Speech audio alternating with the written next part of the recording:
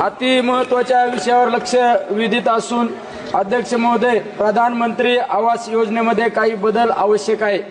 अध्यक्ष महोदय, विशेषतः माझ्या अहमदनगर जिल्हा हा क्षेत्रफळाच्या दृष्टीने सर्वात मोठा जिल्हा आहे, परंतु घरकुलाची संख्या कमी आहे। अध्यक्ष महोदय, महागाई पाहता ग्रामीण व शहरी घरकुलांच्या निधी फारच तुटपुंज आहे। घरकुलासाठी 1,20,000 व 12,000 शौचालयासाठी व 26 ते 28,000 मनरेगा मंजुरी अशी मिळून एका घरासाठी 1,58,000 ते 1,60,000 रुपये मिळतात।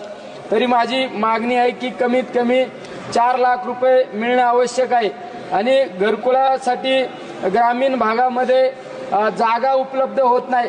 जागा उपलब्ध झाली तर उतारा मिळत नाही। तरी यावर दुरुस्ती करून माझ्या सर्वसामान्य जनतेला घरकुल जास्तीत जास्त मिळावी हीच मी या ठिकाणी विनंती करतो। थांबतो।